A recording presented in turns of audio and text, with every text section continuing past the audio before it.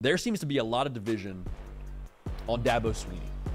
Like, he is a lightning rod when it comes to conversation, as my friend Jake Crane would say. Now, obviously, Dabo Swinney, really good coach. I don't think you can deny that. If you do want to deny that, I think Dabo Swinney probably point to those 2 national championship trophies he has and says, you still think that? Still don't think I know what I'm doing? I digress.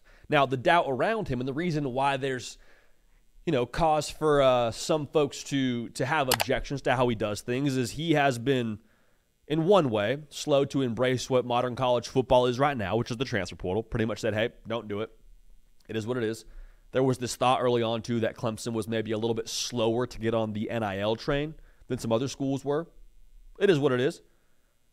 The real cause for concern, I think, and the reason why these discussions have a little bit more juice to them is because Clemson has slowly but surely had a little bit of a taper off when it comes to what they do on the field.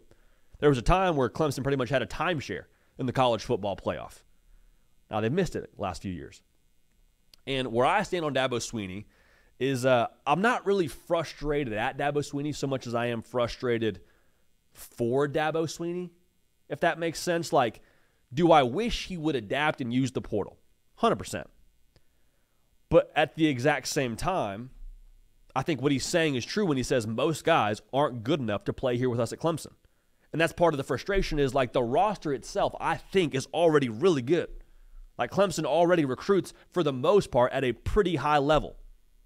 Now, it, fluctuates year to year, and that's the game. You charge it to that. But, like, Clemson, if they were to use the portal, I think Dabo Swinney is a good enough recruiter.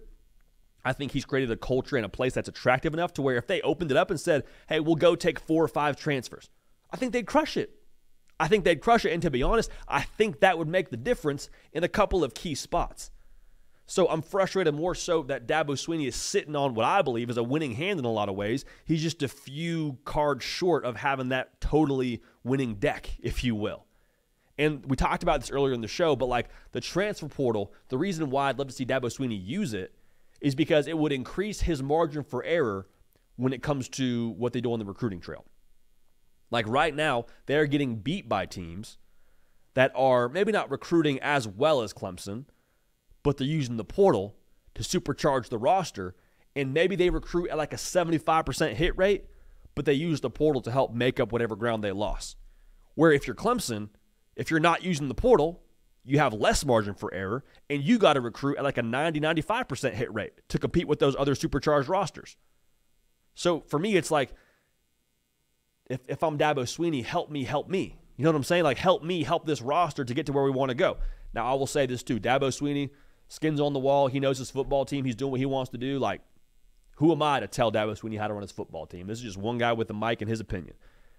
I think the ironic part about the Dabo Swinney divide, though, you have one group of people yelling, man, I wish Dabo Swinney would use the transfer portal. I wish Dabo would use the portal. Then you have that same group of people, though, that are yelling, the transfer portal is ruining college football. I'm just like, well, how does that work? The portal can't be evil, and then also you say that Dabo Swinney needs to use the portal. Like, if you're a college football traditionalist through and through, like to the most extreme degree, then Dabo Swinney's your guy. Like, he is the guy that is sticking to the way he has done things all the way to the bitter end, from what we can tell. Now, personally, I like Dabo. I'm a big Dabo Swinney fan, and that kind of got lost in the discussion over the course of the last few weeks. Like, I'm a big Dabo Swinney fan. I love that he involves faith into his college football program, full transparency. I love that he's culture-centric. He emphasizes that. That's been something he has leaned on throughout the course of his career. I love that he's authentic. Like, there's a lot of people that are like, Dabo's so cringy. He does this on TikTok. I don't care. I really don't care. Because one, that has nothing to do with what you are as a head coach and your ability to win football games. Two, that just says to me that you're fine with being yourself. You're not worried about how you're perceived on social media and all this. Like, you're comfortable in your own skin. You're confident. And I personally am a fan of that. Now, here's, I think, one thought that maybe we haven't considered all the way. Because we continue to think about Dabo and Clemson and this thought process of, well, they got to win X amount of football games. Like, that is the end-all, be-all. They got to get back to the college football playoff. And I think some portion of that is true. Like, Dabo and his job is to win football games. His job is to be the very best head coach that he can be in college football and equip Clemson for the highest degree of success possible. What if Dabo's not looking at this just from a football perspective? Like, what if Dabo is truly leaning into his way of doing things because he thinks it's bigger than football and that's the way that he wants to do things, that's the way he's going to go out? Nick Brake's a big movie buff, and one of my favorite movies from one of his favorite directors, Martin Scorsese. Scorsese, Nick? I think? Okay, got the nod. Scorsese. Shutter Island. I probably should have told you the movie. I didn't really tell you the movie, so that hurts. Shutter Island. There's a scene at the end of Shutter Island where Leo DiCaprio looks at his buddy and he says, you know, is it better to live as a monster or to die as a good man? And I'm not here telling you Dabo Swinney's going to die as a good man, but I think that there's something to be said for him being okay with, hey, if it doesn't work, if this is the end of the road and like Clemson never reaches more success than we've had in the last couple of years when we were winning national championships, if that was the peak, I can sleep fine at night because I'm doing what I think is right. I am doing the college football equivalent in this specific, I guess, kind of grim scenario of dying as a good man. Now, I understand it's not life and death, but I think that's the approach Dabo maybe is taking with this whole thing. Yes, they want to win games. They want to win championships, both conference and national titles, but I think that maybe is a thought exercise worth considering.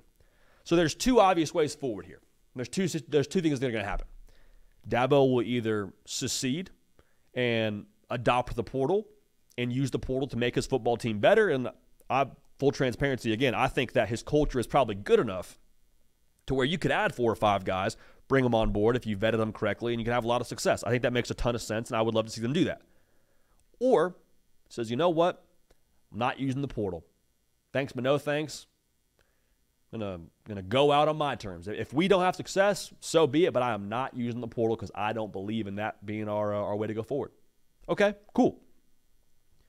Perception of how correct he is in either of those decisions is 110% going to be based in how many football games Clemson wins going forward. Right? Like we all think we know what's best for Dabo. We all think that we're like these GMs in college football and we know exactly what was supposed to happen to win football games. And we have opinions, of course, and I'm grateful to be able to share mine for a living, but like at the end of the day, it is a results-oriented business. Whether Dabo Swinney recruits exclusively at the JUCO level or whether he takes only high school players and plays all freshmen, like whatever they do on the field is how we will determine how good of a decision either one of those is when it comes to the portal or not using the portal. And I've been vocal. I would love to see Dabo use the portal. I think that would be a positive thing for his team. I think it would help them compete at a higher level in the ACC. I think it would keep them from being passed by teams in the ACC, and we've started to see. But here, this has to be said now, and I'll be eating my words if it happens. But if that pendulum of conversation swings back the other direction because Dabo Swinney starts winning at the high level again. Let's start with week 1 against Georgia. If they beat Georgia week 1, they go win the ACC. That discussion is going to get very, very uncomfortable around Dabo Swinney and all we said about him. He needs to use the portal. He needs to do this. Not if he wins at a high level. Now, again, the margin for error, it shrinks. Probably got to have a higher hit rate on the recruiting trail than they do right now. I'm just saying. Don't be surprised if that pendulum swings back the other direction and Dabo ends up being right. But being right or being wrong, it's all going to come down to what they do on the field. Hey, y'all, thanks so much for watching. Subscribe to the channel here to make sure you don't miss an episode of The Hard Count. Also, be sure to check out other videos on the On3 YouTube channel.